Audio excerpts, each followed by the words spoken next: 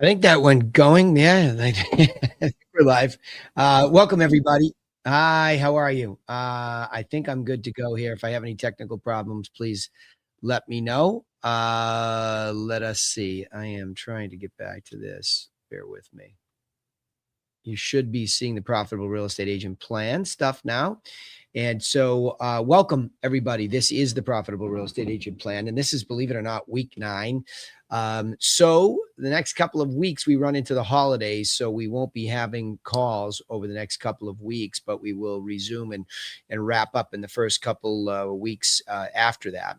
But we're already in week 9 here as we go through this. And I was just working on YouTube and trying to clean up the playlist, get them up onto the Realty Classroom YouTube channel for all of you that watch YouTube, or all of you in here. I would recommend the easiest way to go back and look at them in the future is not going to be to go get the Zoom link. It's going to be to go into the YouTube channel and just, I'm making a playlist. So if you want to go through them, skip through them, I'm going to clean them up. I promise. I promise. I was just doing it at, thanks to my good friend ChatGPT, I can move through quicker. But just as a reiteration of where we've been and where we'll go to finish this round, we talked about in week 1 how this model was built, very, very much predicated on Michael Gerber's book. Week 2, thanks to our good friend Brian Tracy and his book Goals, amongst his other books, we set a financial goal. And for all of you that were here live, or you want to go back and watch it, at the end of these calls, I get very tactical, but this is a strategic plan we lay out first. But of course, I know you want to know how, so we give you some of the teasers into that. Third week, I don't even know if I shouldn't be starting off with this next time. I might move this order of things around. We really have had a lot of good conversation about mindset lately. And it's not just random mindset. It's identifying the fact that there is indeed a massive problem in this resistance that's internal. It is up against our creative as an entrepreneurial real estate agent. And then there's a book called Psycho-Cybernetics that really gives you how to program your subconscious to move in a thriving direction and not get stuck in that resistance. Week 3, really important. Week 4, we start to make the bend into marketing, and we talk about the difference between content marketing, social media marketing. There's always that confusion because we've now been biased by a world that keeps talking about content, but yet it's all blended in so much with these social media platforms. We think it's one and the same, and it's not at all. In fact, content starts physical, right? I mean, it's a physical thing that you want to be paying attention to making. And we blend that week with the following week and show you the unique selling proposition content package, also known as an information product. So those two really dovetail, where we talk about the types of content we create. Then we show you physically how we create it and how that launches this unique selling proposition methodology. Unique selling propositions are an interesting thing. If you've ever learned about them even a little bit, they can be confusing because you can think it's a statement. You can think it's a one-off thing you give away, when I would argue it's more of a unique way of doing business. Of course, how you set that up in the beginning makes all the difference, that you're continuously seen as unique. And I believe that has worked extremely well for me by starting with that strategy, navigating that, and being unique. But just because you do all these things correctly and you arrive at this place where you're in a good competitive position, a unique competitive position, doesn't mean it matches with everybody. I remember when it's like getting all dressed up to go to the dance and not having a date, right? You have to have the right one. Just because you have a brand new suit and you're out there, it doesn't mean that it's a match for everybody. Sorry, I swallowed a fly.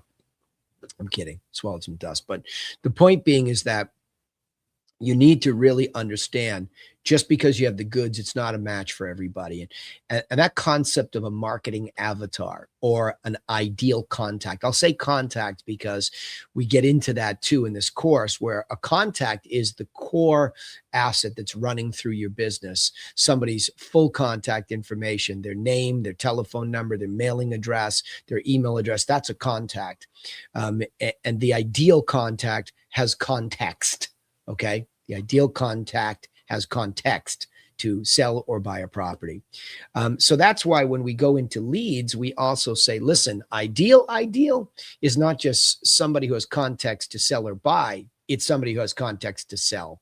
And we want to lead the lead generation per se with those particular people. We don't want to be in denial of that. Don't want to say, well, I'll just do buyers to begin with, or I'll just do rentals, all these things that you hear that throw somebody right out of the business model that was discussed in week 1 here. The business works based on a multiple listing service that houses what? Listings. Who belong to whom? Sellers, not buyers.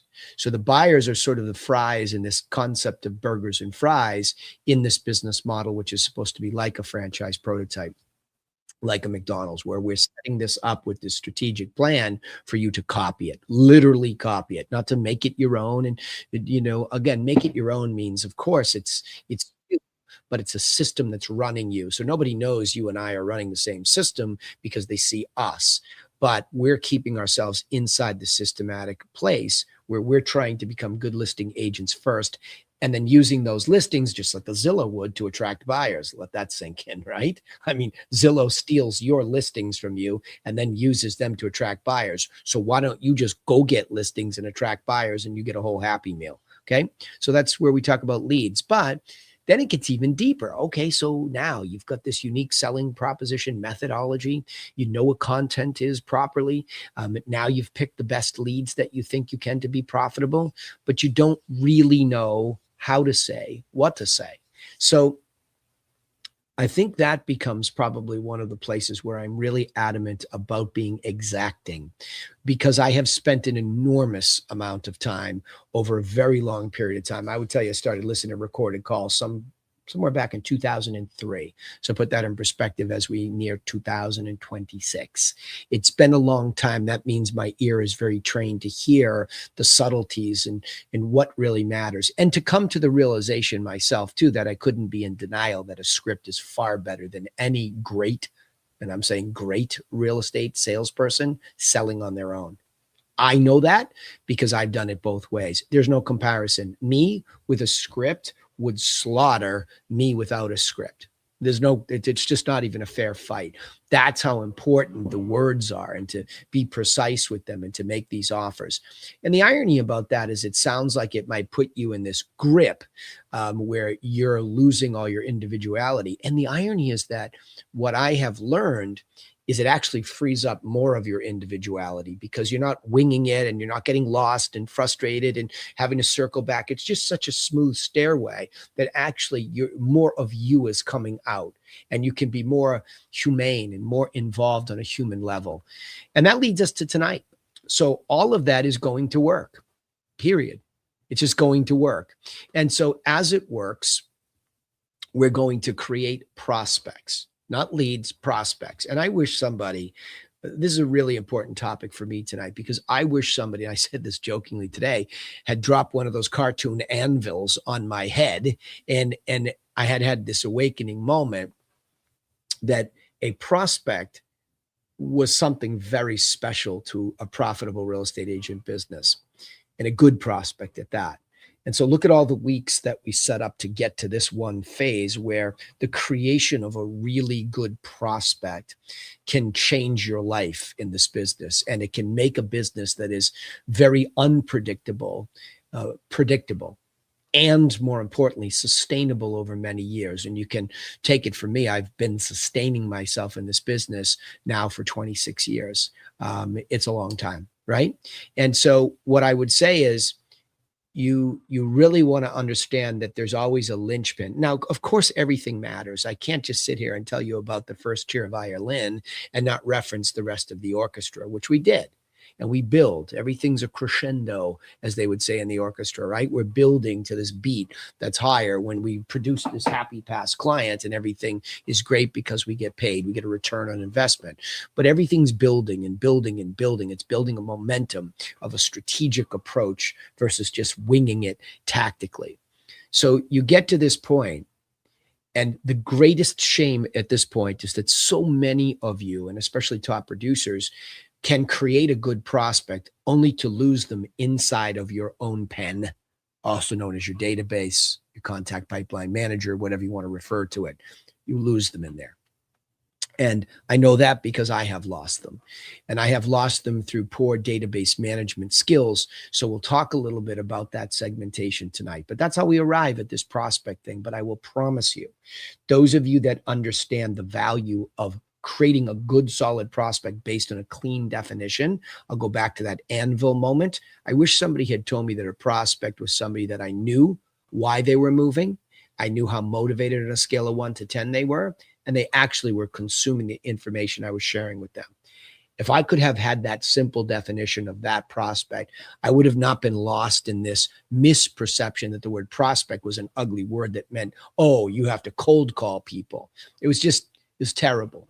It's terrible what happens to all of us when we don't get clear definitions of proper business and proper business concepts, because we can go many, many years not understanding that simple concept that when you move a contact from a disposition of lead, you're simply learning why they're moving, how motivated they are, and that they'll accept your information.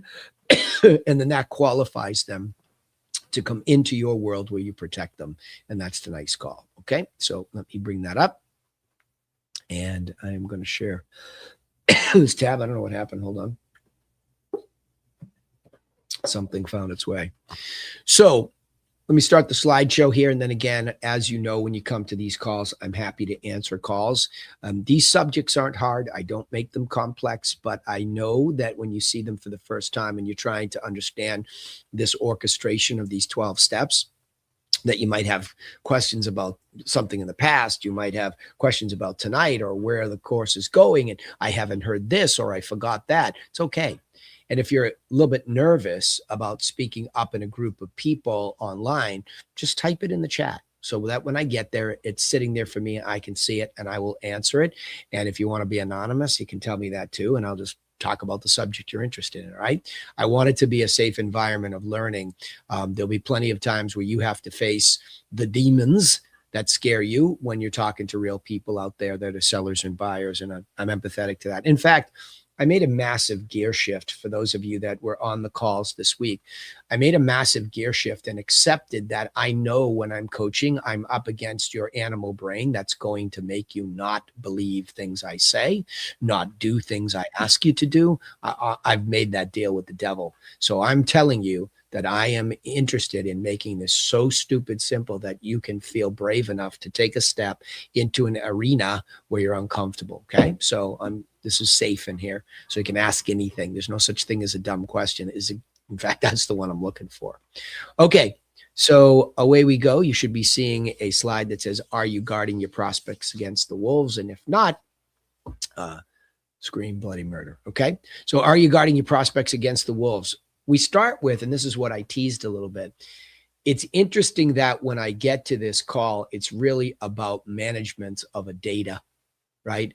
Base, or a better and the best definition I've ever heard is this one here, the working definition of a CRM, which actually should say contact relationship manager.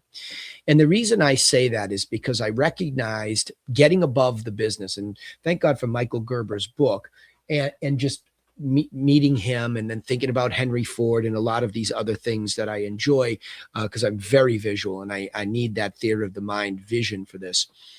I like getting up above our business and trying to see it holistically and how it works. And when I did that, I realized it was no different from Henry Ford assembly line, which is why I like that. And by the way, Napoleon Hill, who wrote Law of Success biblically thick and then condensed it down, the best ideas from it into what the mind of man can conceive and believe it can achieve. That whole concept, a lot of that was influenced by Henry Ford.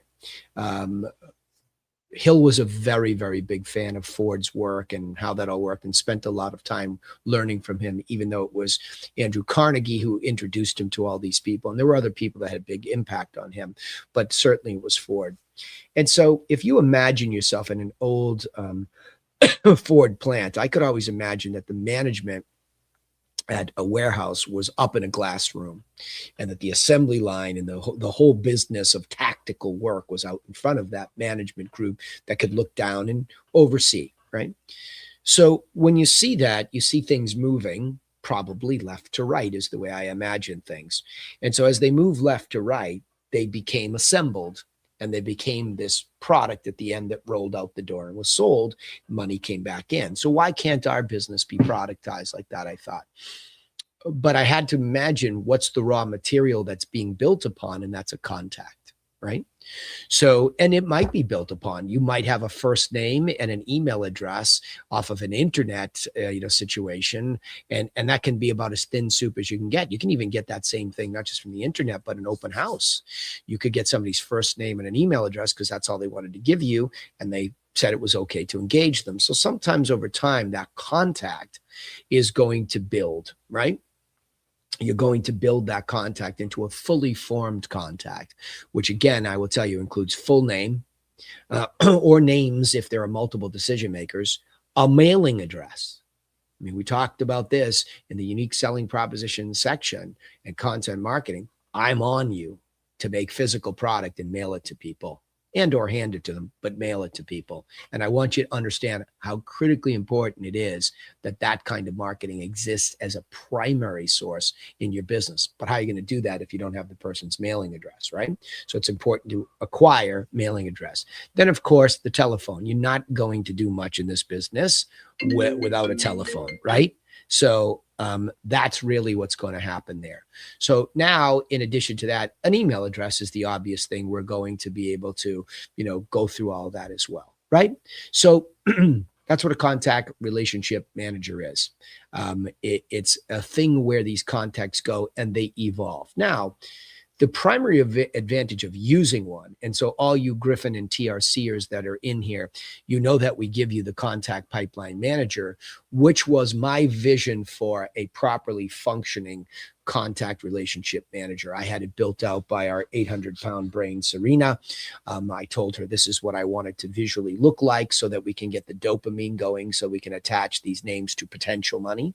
And I'll get into that tonight. And I'll show that at the end of the call and talk about how that's a dopamine reaction that we need from our CRM. And most CRMs don't really do that well, and they bury it. Okay. But the primary advantage of actually using a contact relationship manager is it helps you segment your lists of leads, prospects, and clients. So let's get into that. So this contact that's running as the base for the manufacturing of this happy past client, ultimately, that we want to create, it's going to go through these dispositions. And only one of them is a prospect. And that's our focus tonight. But I want to make it very clear that when we introduce the leads, that's contact information too, with the disposition of a lead. And what I mean by disposition is, what do we know about the qualitative piece of that? Is there a real why? Is there a real motivation? And are they even interested in talking to us? Well, those are the criteria if somebody wants to pass from the disposition of lead into prospects. And when they do that, we need to know the difference between them. Because in the future, if we're prospecting all the time and trying to create prospects out of these leads, it's going to work if we do it the right way through these methodologies, and we're going to have a pile of prospects in the database. But if we can't tell the clear difference between leads and prospects, our workflow will not be organized the right way. Now, obviously, once a prospect becomes a client, they become of the utmost importance. And if I take that group right there, I call that my conversion module. Okay. So I'm converting them from a lead to trash, prospect, right, to trash, or client, right? So they either go lead, prospect, client, or they go lead, trash, or they could even get to a prospect where they had those things and then their plans changed. And they're definitely not going to do something, and out they go. So we have to clean as we go the waste in this manufacturing plant, but I need that segmentation. Because as I've said with an assembly line in this conversion module, you build it left to right. So you build all this mechanism to talk to a lead, to give it the unique selling proposition, bring it to the prospect, follow up with all the, the additional digital and physical information and scripting. But you don't work it that way. And let me explain. If I come to work tomorrow and I have to go into my contact relationship manager, what's the most important thing to take care of? The client. Client who wants to write an offer on a house if they're buying. Client who's gotten an offer on their house if they're selling, Client who's just, just listed the house and needs immediate attention to book the first open house. Well, all of that's prioritized. That gets done first. So you see what I said is we built it to move them left to right, but we work it right to left because the clients are most important. And that brings us back to the prospects, because the prospects are the people that need, and you hear a lot of this nurturing. Okay. Well, I don't really know what nurturing is. It's another one of those nebulous words we love to throw around in our business. I like follow up. I need to follow up with my prospects, get them updated content in the mail at a frequency of like the maximum would be every 3 months. The next one in would be every other month. And the next one in would be every month. I'm getting a prospect something physically in the mail, right? The pictures and details of properties that sold around theirs in the market update. Same for buyers, but I would throw in some for sales, but they're going to get it physically. But they can get it digital. Nope, they're going to get it physically, because that's the whole thing that keeps me in this unique lane, because I gave it to them. I promised them up front that that's what was going to happen to be unique. So those people need that, and they need to follow it because they need to be reminded. Those prospects need to be reminded it's me that I'm doing this. Then I could get to my leads. And that's the way it works. But sometimes that animal brain and that resistance is, oh, we got to get on these leads. Or they're pouring in. We're paying all this money for them and they're pouring. No, that's not where you make money first, right? The leads aren't going anywhere. They're there. And you can't do business with all of them anyway, but you can do business with every one of your clients. And you can protect your real prospects, because there's just fewer and fewer, right? So the fewest are clients, the fewer are prospects, if this is working correctly. And then there's too many leads, okay? So the most critical list segment to make your business predictable and sustainable is what I just said. It's a clean list of prospects, because therein lies the development of your future business. Now, sometimes, clearly we get lucky, right? Clearly somebody comes out of nowhere and there's an ugly circumstance, and all of a sudden those circumstances that were unpredictable in a business context to us, we're out of our control. Somebody picks up and said, oh, geez, I just lost somebody and I can't afford this house. I got to get it on the market. Or the divorce decree that came through, I have to get this done by the end of the month. I'm giving you real deals that I'm thinking of, right? These are real things that happen. So those things can happen. And just because you simply do the right thing and you get these listings, I got a text on Thanksgiving, and I'm going to close on that house with that double-ended buyer on the 30th of the month. So that's some times when leads can become prospects really fast and become a client. I mean, I'm talking that was like 3 days. But if we ever predicated or built a business on that to hopefully get that lucky and have serendipity running the business, there's just no way there's enough of it. And especially if you want to make this a serious piece of your life and an intentional business, that's just not what you're going to rely on. So you have to constantly be thinking as a business person, I need to be in the business of new business development on the listing side, especially. So, hey guys, can you mute that mic, please? Thank you. So, and don't be distracted, please, right? Like, listen to me. So the point being is that when you look at this stuff, your prospects, that's the cushion. That's the thing that is predicting your future. So when I do my one-on-one coaching lately, I've been saying, how's your first quarter going to be? Huh? The market's pretty, no. How's your first quarter going to be? And that brings them right back to this. It can be used as a full contact relationship manager. It can be used as that. But there's a spreadsheet we have, because I can show you tonight, and will, very specific multi-million dollars worth of prospects. Now, I'm not going to tell you any of them or all of them will close in this year. I know they're on there. I know some of them will bubble up and close, and some of them are pretty big, and they can change the trajectory of the hitting that financial goal by quite a bit, because there's a leap there. We keep getting more and more expensive ones to come to us. but I have to be realistic too about those. So I'm able to go in there right now on December 17th and tell you we're looking pretty good, but I haven't seen the newer ones come through from lead to prospect. So we're really driving on that team, and we're just going to add our third telemarketer. I think we're pretty keen on somebody. So we'll have 3 people trying to get more of those prospects, because prospects, just because they fit it, they can be longer term. And we're so good at follow-up. I will allow my team to be in the follow-up business for, somebody who's might be 2, maybe even 36 months out. I'm not recommending it for you. You should be 6 months or in 12 months maximum. But we're so good at it that we're able to carry some of these really good properties and stay in touch, because it doesn't take us a lot of effort to do so.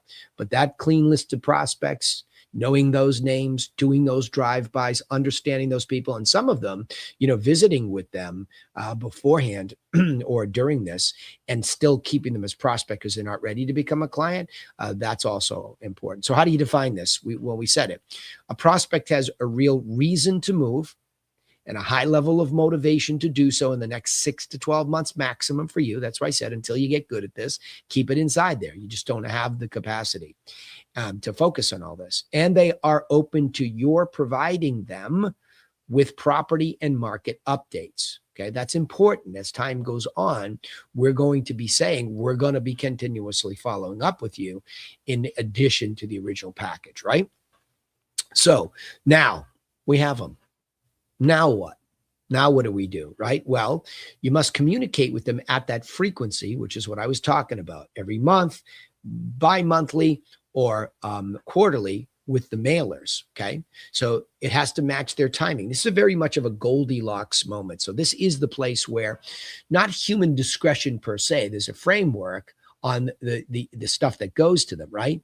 But we have to get with these people and follow up with our market insights that speaks to their specific interests, right? So I think that's really what you have to do. And the market insight comes in the form of that content, right? So we go all the way back to content. If I give them an updated market newsletter, okay, I might not have to give it to them every single month if that's pestering them.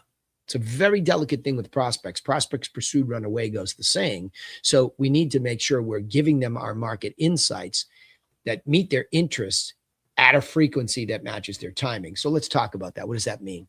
If somebody tells us they're 12 months out from even considering it, okay, well, then that feels like quarterly would be enough. They're going to get at least 3 quarterlies before they're even serious, right? So they're going to get a original package too, by the way. I have to say this. In my world, you're not even a prospect if you have not received an original package physically of information. And a lot of people say, well, it's a lot of don't be in this business if you can't spend some money on a physical product, information product. Just don't be in this business. I mean, borrow it from somewhere, because it's so inexpensive to make a seller 7-step plan, to go into MLS, which you already pay for, and print out pictures and details of 5 properties that sold around theirs, including a map. And then to have a 1-page market update done for you is so inexpensive. It's incredible, right? Like, it's hard for me to believe it's so inexpensive to have that much of an impact. Well, that's the original package. But once they become a prospect and they've consumed that package and they're not quite ready, we're going to have to continuously send the dynamic pieces of this that continue to add that insight, right? So that insight is going to come from that 1-page market update and the pictures and details updated that sold. So you're updating them on the dynamics because it's in their interest to see that. So it's hard for them, assuming they're the avatar, meaning they have a real reason why down the line, they're motivated down the line, and they're accepting of you. This is very helpful. And what you're doing by doing this to the prospect is you're reminding them to stay under your protection. That's what you're reminding them of. And that's what marketing is in a follow-up context. It's a reminder that, number one, you were that good person that gave them all that good stuff in the beginning that they liked. But the minute that you left, they atrophy. Life happens. I mean, we're so confused and distracted. So many things happen that we just can't quite get there, right? So that's how it works, right? Now, what's the best strategy for building this loyalty of these people so they don't, quote unquote, cheat on you? By the way, let's dispel that myth. Prospects don't cheat on you. They were either let into your world and they weren't really a prospect and they just left, or you neglected them and they left. It's one or the other. So they don't cheat. It's just that you weren't good enough at culling the herd before they even got into your world, or you didn't feed them. One or the other. Okay. I'm not saying that this is not the rare occasion that somebody just flips out and leaves for some bizarre reason. Everybody seems a little bit unhinged these days, but that's not the far majority of the time. Far majority is you're talking to someone that's not really a prospect and never was, and you deluded yourself, or you just didn't feed them. And it's usually the latter once you get good at this, right? So build that loyalty by never relying on digital delivery of property and market information. Always include regular direct mail and phone follow-up. See, what you're making, it's almost like you have to make sure that your sheep eat, right? Your sheep eat. Your prospects are your sheep, and the wolves, primary ones, are your neglect or you didn't do a good job. I just told you how you can be a wolf yourself.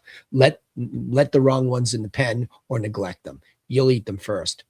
But I will tell you, if you neglect them and you don't continue to feed them, somebody else will be happy to jump the fence and steal one of them, right? There's no doubt about it.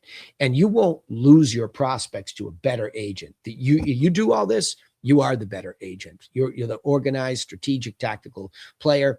But the minute you neglect them, the agent or the wolf of the moment will take them. Let's imagine this scenario. You get a good prospect, you give them a physical package of information, an open house or referral or whatever, you telemarket them and you send it. And you're in that good moment, you can feel it. And they're really appreciative. My gosh, thank you so much. You took a lot of time. I'm just not ready for 12 months. Great. What I'll do to keep you updated is I will continue to send you the dynamic pieces of this. I'm going to do it. I'm going to add a layer. I am going to do it digitally because out of the MLS system, you can have the solds in real time and they'll be right in your inbox. And then digitally, I do send a copy of my newsletter out to my contact relationship manager, everybody in there segmented. So you'll get one of those. However, to ensure that it arrives, because I know 50% of the time that might not get to you, I'm going to mail you an updated package. Oh, don't go out of your way to do that. No. It's necessary because otherwise you're just not going to get the information reliably. So I'm going to mail this to you at a frequency that makes sense. I understand you're not going to be ready for 12 months. So I'm going to send it quarterly for the first 3 times. And then I'm going to touch base each time to make sure you're getting it, that and the digital stuff. And as long as you're getting it, great. And we can increase the frequency. But remember, more importantly, as we get closer to the time you're going to list, it is important for me to come back out, see the property, give you the tips on what to do and what not to do to get the top dollar. And I will analyze the most current solds to show you what I think you would sell for and what you'd walk away with after all expenses. So you have to always not just remind them that you're the good person giving them the data, but what's next, even when it's down the line. So let's say that Sally's going to list, sometime 12 months out from now. I'm going to get her the digital and physical information. I'm going to read a very specific follow-up script for follow-up, prospect follow-up. I'm going to stick to the script because I'm going to remember that I have to make sure she's consuming the food physically and digitally. And I have to make sure she's still on target for that time she said, in the case it changed, and then remind her that when she's closer to ready, I'll be out to do these things, right? So there you have it. It's not rocket science, but you need some tools to do so. So that's why a contact relationship manager in its simplest form, and I know most of you in here are Griffins or TRCers, you got to have some sort of a simplistic form. I don't even care if you use a complicated thing like Follow Up Boss, but I was looking at one of my coaching clients today, my one-on-one clients, and the admin, who's his brother, said, there's no way I can make sense of this. It's a mess. So I'm going to use your contact relationship manager, your contact pipeline manager, was what we call it. I'm going to use that for just the prospects for it. And I said, voila, that's exactly what you do, right? Woo. Okay, so that's that. Let's go to Q&A. I will come over here. Let me just make sure I'm not showing anything here. And I am happy to answer any questions from anybody here. So fire away, and we'll go from there. Yep.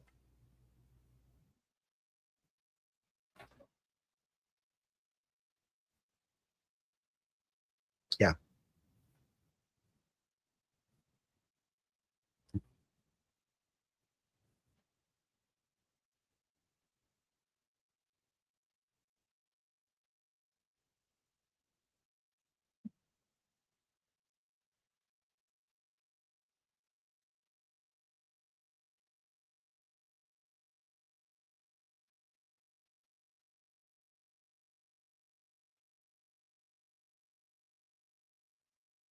Did you drive by? You're gonna drive by though, right? Okay. Yeah.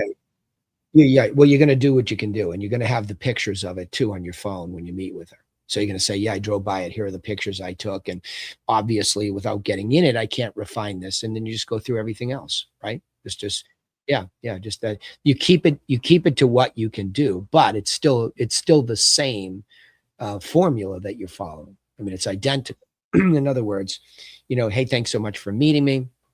Obviously, we're not going to be able to see the property, but I did do my drive by. So I took some pictures. Here they are. I like this. I like that. Right.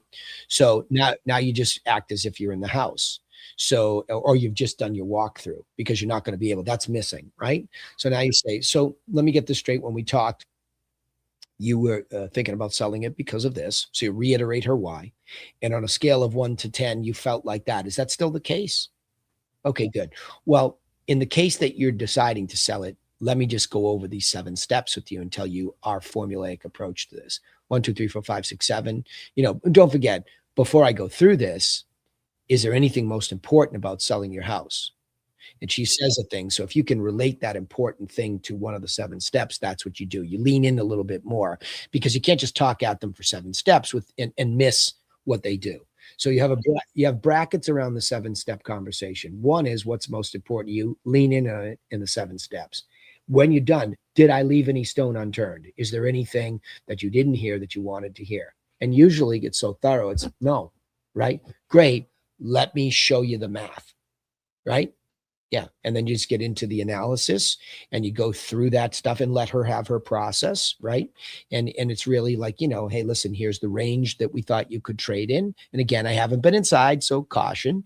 Let's take a look at this. But don't forget, I'm expecting that you had a seller qualifying questionnaire filled out and you know what she's hoping to get. Or at least you have the expired. So don't be too snarky on the low end."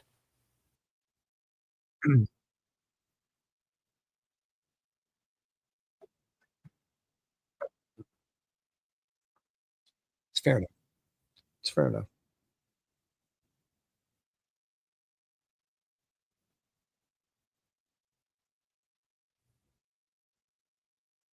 Yeah, I think there's an intuitive part to it. I think if you skip a step, you're dead based on the circumstances. I think as long as you stay in a framework that you're going to set yourself up for failure by not knowing what she hopes it's worth. And if you start to have to ask a lot of those questions before you go through this, it's a little bit awkward, right? It's a little bit awkward. I'm not saying you can't do it, but hey, before I go through my stuff, there was a couple things I wanted to get. When we talked, there was why, there was this motivation, but what I didn't ask you is, I see that you expired this. What were you hoping to get for the property? What did you pay for it? What'd you buy? So those are more pestering questions when you're trying to present your wares. I think you lose something. Yeah, I think you lose something.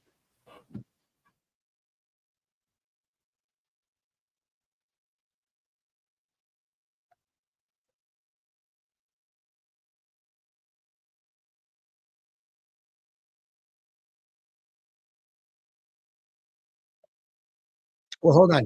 Well, hold on. Look at her. Well, you're right. Her perception is her perception, and they all, as you're already learning, as somebody young in this business, it's they those are the default mechanisms. It's the marketing, right?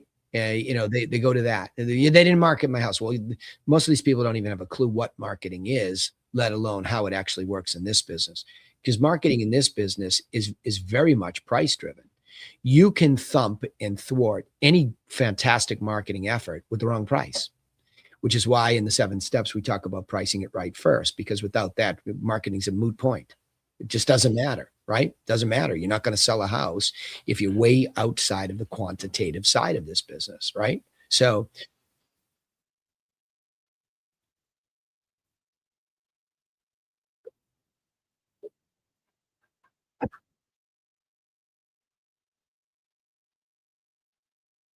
yeah, yeah, yeah. Well, yeah, yeah, yeah. Well, at the end of the day, that's the first time I think I've ever gone into a house and said, instead of lower the price, yes, you should do this project because your house is too small. right? And you have the room, and you can do it for 10 grand, good for you. That's a big value add. That's the first time I've ever gone into a house and said that. Mm, yeah, it does. Yeah, yeah, yeah, it's very awkward, so yeah, good.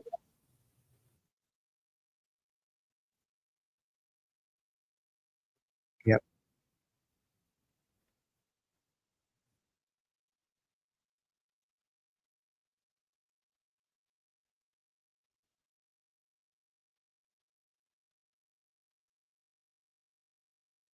yeah.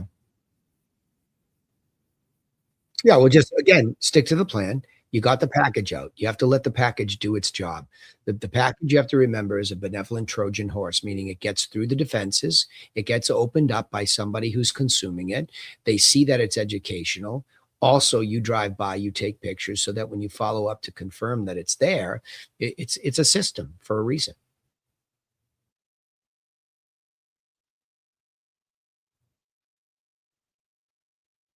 Yeah, but, it just I don't know. You know, you spoke with her. I wouldn't be right on top of the back end of Christmas if she wanted a little bit of breathing room, but I wouldn't wait too long. And people make decisions, right before and after the New Year resolutions, right? But what I would say is that I think I have to remind you all, the package of information is the warm-up thing that we give them to educate them. The upsell, which is still free, is your insights on tips on what to do and what not to do. And most importantly, a quantitative analysis, which nobody does but this group. Nobody. Nobody does it that way, right? So I think that if you will stick to those things and you will get there with them, then you know you that's the uniqueness, and that's how to get in the door. Say, listen, you only have the information. You don't have my analysis, and I can't do that properly without an invite into the house. Still don't have to hire me, but you got to let me in the house to do the analysis. And I'm going to leave you way better than I found you with that, because it's going to show you a range within which you probably sell and what you'd walk away with. And I know nobody's done that for you. So you be adamant about that upsell, and that's how you get in the house. But they don't just let us in the house, right? We have to earn our way in the house by legitimizing who we are, with not just sounding nice, but fulfilling that Amazon fulfillment moment when that package shows up and it's actually helpful and it's actually well thought out and it did take time, money, energy, and effort. Then you can earn that next, opportunity, right?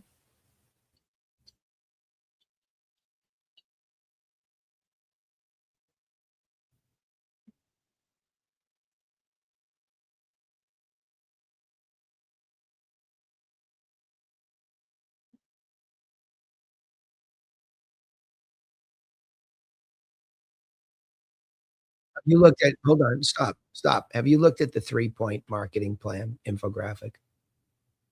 Because that's your answer. Okay, so you don't know that there's a 3-point marketing plan infographic and a long list of luxury details? Okay, so that's a no. Okay, just say no, because you're looking like a deer in the headlights. So there's another on the Teachable site, I know for sure there's the 3-point marketing plan. If you go to the 7-step plan and you scroll down, it's there. So that is the outline for your answer. And then if you don't see a really detailed Griffin luxury marketing plan, which has a lot of details under each one of those even further, it's an exhausting answer to the question. So go look at it. Yep. You're welcome. Good. All right. What else tonight? Other questions? Okay. Yep. Go ahead. Alexis first, and then Jackie. And I see your sisters out there too. So exciting. Go ahead, Alexis. Fire away.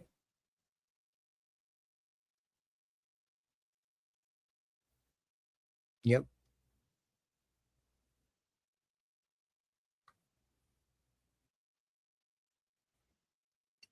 Okay. All right. Hold on. You follow up with clients, prospects, or leads? Okay. Well, not your leads, so forget those. Take 2 weeks off. They're not going anywhere. But your prospects, I would make sure I put a touch on the most important ones before I took the 2 weeks.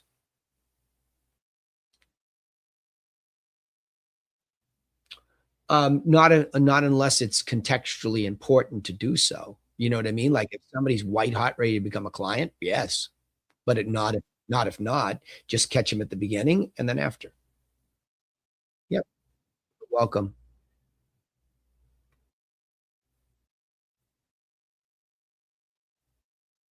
Yep,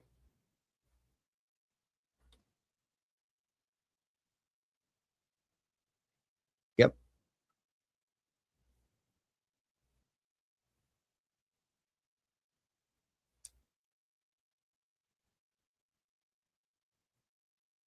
yep,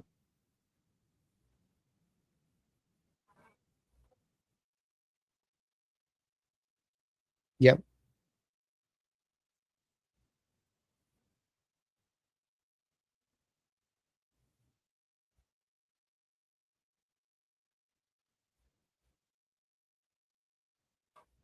yep.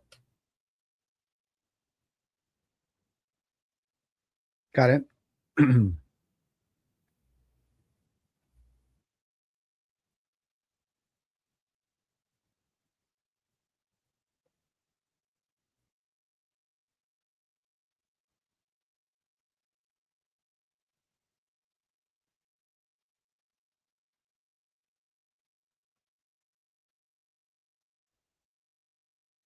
Yep,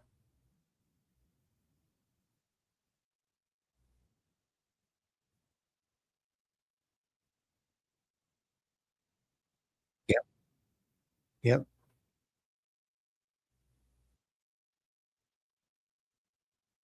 Not unless they've been qualified. Don't waste your time. You're wasting time with people like an old database of people, which, the irony on that is it can last years and lead you nowhere. I remember a moment like this where, I just dumped a whole bunch of people. Laura and I were looking at each other. We had an old software called Agent Office, and we had put a lot of this is where we learned it, right? We'd put a lot of this distress sale marketing out there, and we had all these buyers, and we just kind of looked at each other in an exasperated way. And we had just started Infusionsoft, and I looked at her. I said, "I'm done." I said, "I don't mind starting all over again. I'm done. I'm not going back in there and chasing all these people." So, um, God bless you for wanting to go after his database, but I thought it was largely filled with crap to begin with. So I don't, just because somebody's opening emails religiously doesn't qualify them as avatar. I think if you could look at a database filled with people that you're not sure of, because I get this problem almost every week with people that either come to me like this or whatever the case is, right? So they've got all this stuff in front of them, and ultimately, um, you have to find some redeeming qualities about a lead. And if they're opening emails, what emails are they? Properties? If they're not properties, they might just be lonely and bored or whatever, right? So what you do is you make an offer to the people that are opening emails. Hey, listen, you know, I'd like to offer you pictures and details of properties that sold. So you can make the offer. You can cut and paste the buyer offer and seller offer if you have any seller leads, and just make it and see who takes it, right? And if they're opening emails, turn the offer, the script, into an email and make the offer. Yeah, yeah. Otherwise, you're chasing ghosts. You're better off to go into the MLS, find expireds, go online, find some, FISBOs, and just pick one or two a week or whatever, and just go after them, just like the plan that says. We have a tactical plan that lays that out, one a week. In fact, I'm going to cheat that for a second and show it. Um, let me show my screen for a second. I guess I got to do my whole. Can I do a window like this? Hang on.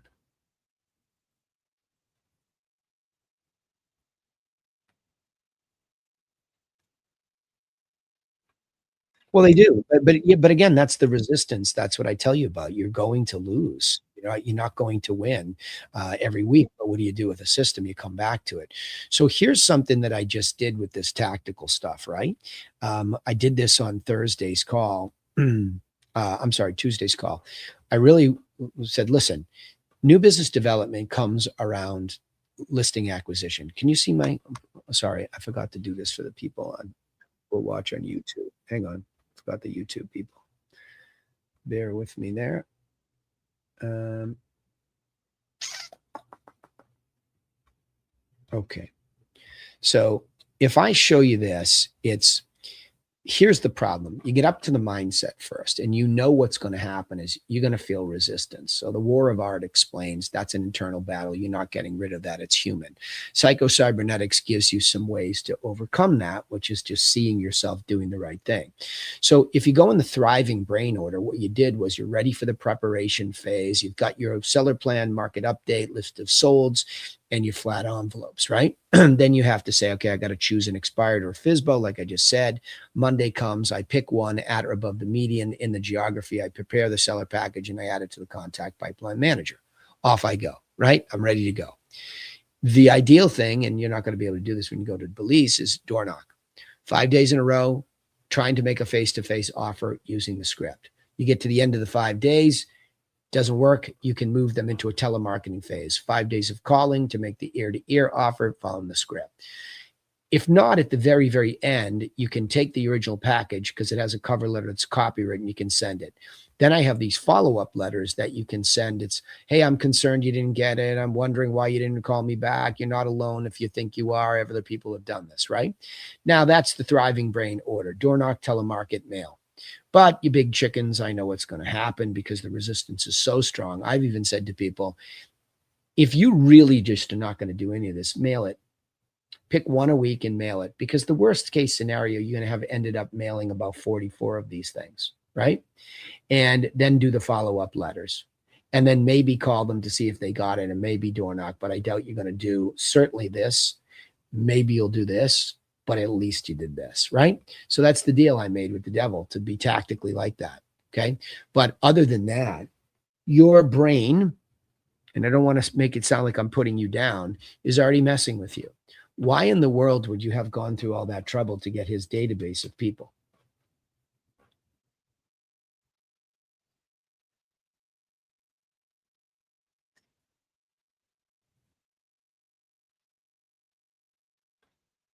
Yeah.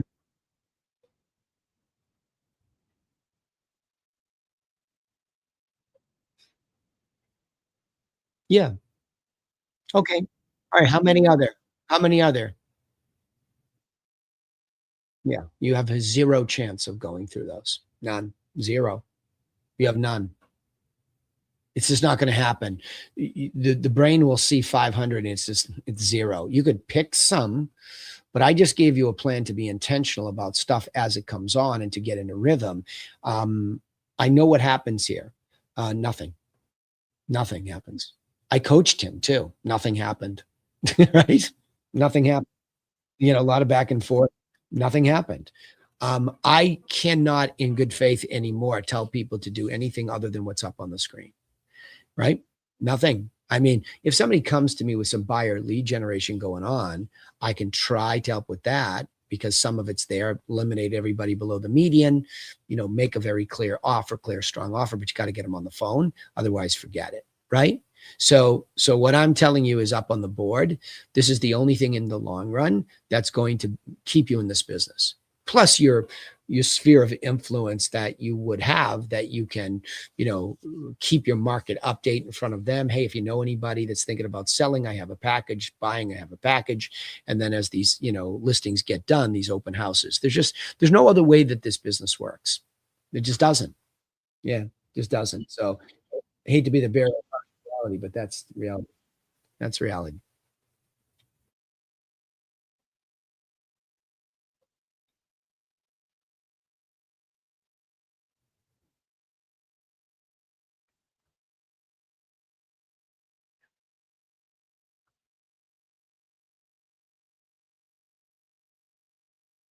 Yep.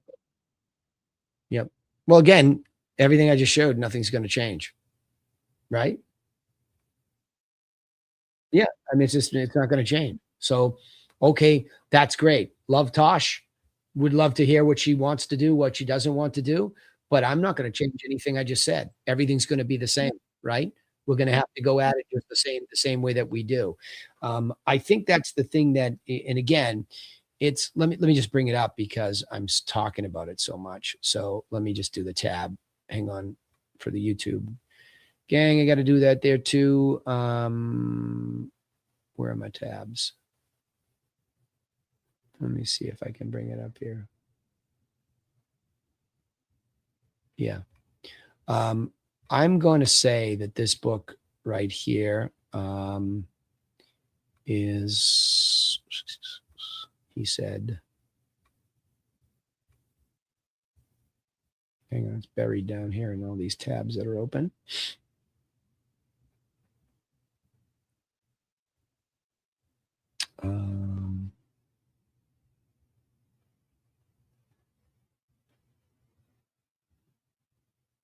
Hang on, weirdly, it's not showing.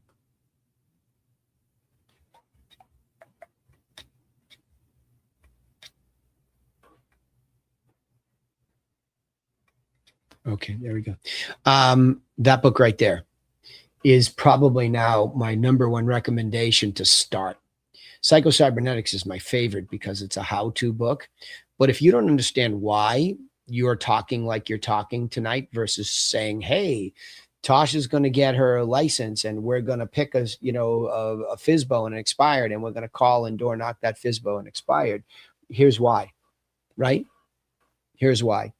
And there's a reason a guy just dumped 500 names because he couldn't convert them. He didn't want to. He's not really, his heart's not in this business anyway. And it hasn't been for as long as I've probably known him. Because I think there was a window where guys like Josh could skim the buyer cream off the top, when those leads first started happening. Now you can't. You can't. It just doesn't happen like that.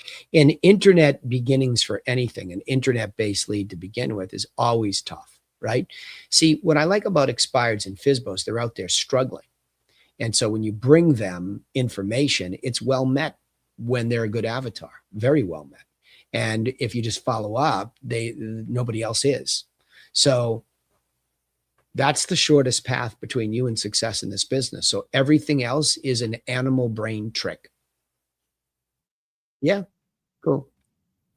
All right, guys and gals. Yep, you're welcome. That's it. Yeah, hi. How are you? Nice to hear from you. Yeah, good. It's been a while. Yeah. Yeah. Oh, you did? Killer. Killer. What kind of food? Oh, oh, killer. Awesome. How's it going? Yeah. Yeah. Awesome. Yeah, good for you. Well, everything's hard. That's what I was just telling your sister. I mean, and the sooner you embrace the hard and you come up with a system to be good at the hard, that's how you make money, right? That's how you do it. Yeah, good. Well, great to hear from you and good to have you back around. Yeah. Uh, yeah, so am I when she told me. Andre, and by the way, everybody, Merry Christmas because we will not be here next week nor New Year. So 2 weeks off here for the holidays because I'm going to run into it. But Andre, that big picture plan that I presented a moment ago, he's still here? Did I lose him? You're here. That, my friend, I can give to you. And you just have to remember that this is going to be an X mind, right? Yeah. Thank you, Phil. You too. Let me see if this can drag over here. Andre, your mic is muted, so I'm just going to assume you're hearing me. Oh, okay. Okay. Hey, buddy. Let me see.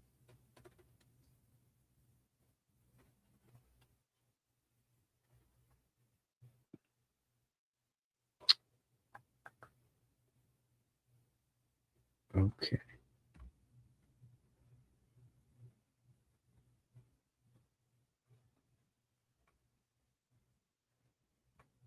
It's really weird. It's not playing nice with me. I tried to drag it in here.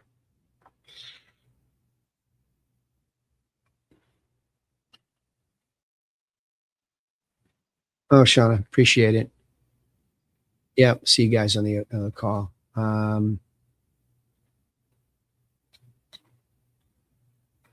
Yeah, weird. It's not letting me put a file in there. So send me an email.